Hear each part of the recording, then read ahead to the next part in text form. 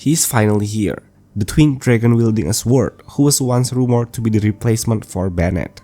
But now people are saying he might actually be a better version of Xiangling. Meh, I don't think that's true. Anyway, let's talk about and break down DURIN's skip. Will he be a character worth pulling for, or just another easy skip?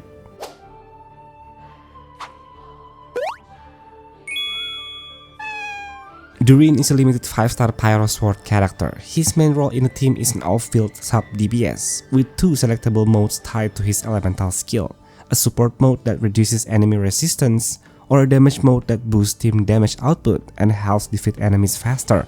His base stats are 11,000 HP, 330 attack, and 783 defense, with his ascension stats being crit damage, totaling 88.8% at max level. His normal attack is not particularly special. He performs 4 consecutive strikes, and his charge and plunging attacks are also nothing out of ordinary. That's because DURIN's core strength lies in his elemental skill and elemental burst. When DURIN activates his elemental skill, both his basic attacks and skill properties change, allowing him to enter 2 different modes, depending on which button you press after activation. If you press the skill button again, DURIN performs an AoE pyro attack, dealing 109% of his attack as pyro damage and enters light mode for 30 seconds. However, if you press a normal attack instead, he performs 3 consecutive strikes on nearby enemies and enters dark mode, also lasting 30 seconds. Upon entering either light or dark mode, DURIN recovers 33 energy, which is crucial for maintaining consistent burst uptime since his burst has a rather high energy cost. Keep in mind that light mode and dark mode each grant different buffs and also alter the effect of his elemental burst.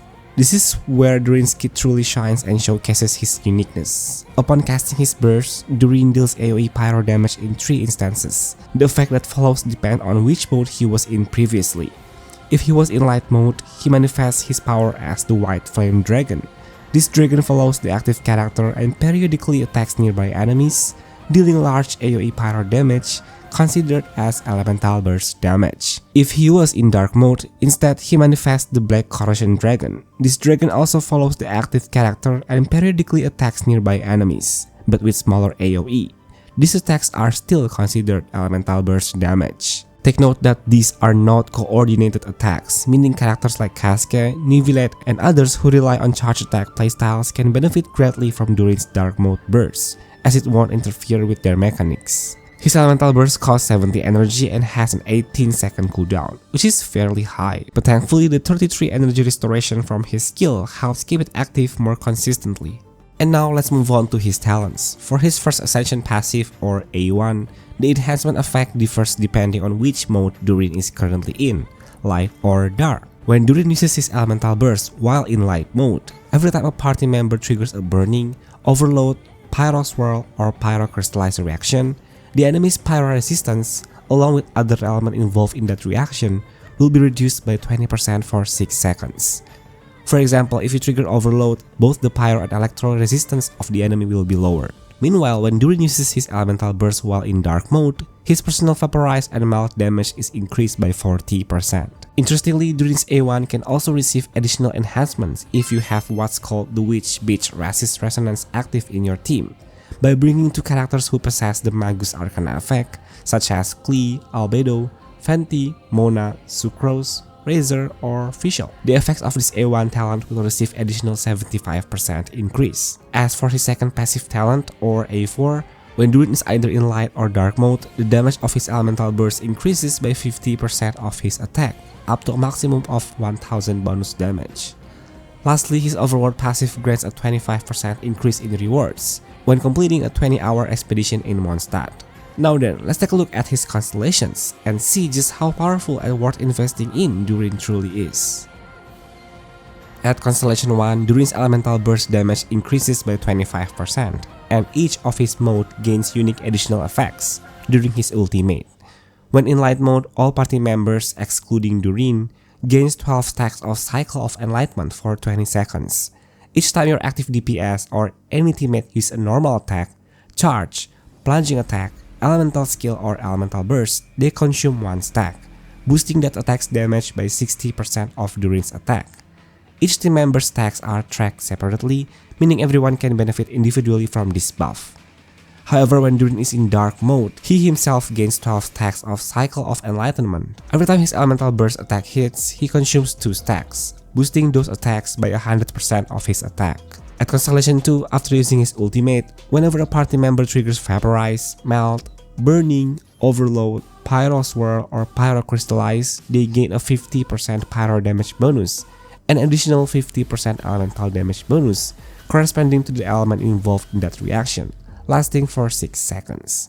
This constellation is particularly strong for multi-element DPS characters like Casca, who can consistently trigger multiple elemental reactions. His Constellation 4 enhances the effects of C1. Each time DURIN is about to consume a Cycle of Enlightenment stack, there's a 55% chance that the stack won't be consumed at all, effectively extending the duration and uptime of his buff effects. Finally, his Constellation 6 allows his elemental burst attacks to ignore 30% of enemy defense, and both light and dark mode receive additional enhancements. In light mode, enemies hit by DURIN or his White Flame Dragon have their defense reduced by 30% for 6 seconds. In dark mode, attacks from the Black Corrosion Dragon will ignore 40% of enemy defense. In conclusion, DURIN's early constellations are already quite impressive, offering meaningful power spikes without needing to go all in. His constellations further emphasize his dual identity. Light mode shines as a support-oriented path, while dark mode solidifies his role as a true DPS unit. But we are not done yet, because next we have to talk about his signature weapon. DURIN's signature weapon comes with a base attack of 608 and a crit rate substat of 33.1% at max level. Its passive effect increases the user's elemental burst damage by 16%. After the user's burst hits an enemy, they gain additional 16% attack. Meanwhile, when the user is off-field, the active character other than the weapon's wielder also gains 12% attack bonus. However, when your team is under the effect of Arcane Rite, which activates if you bring 2 characters classified as Magus Arcana, both of these attacks bonuses, the user's and the off-field bonus, are further increased by 75%. So basically, this weapon is kind of underwhelming if your team does not have the Witch Beach Resist Resonance from the Mondstadt region, since its main scaling relies on that specific condition. In other words, it's extremely restricted, and realistically, only DURIN can take full advantage of its effects. Because DURIN functions as an off-field type DPS, his team flexibility is somewhat universally limited but still adaptable. He can fit into almost any DPS lineup as long as there's at least one Magus Arcana character present to activate the Witch Beach Resist Resonance.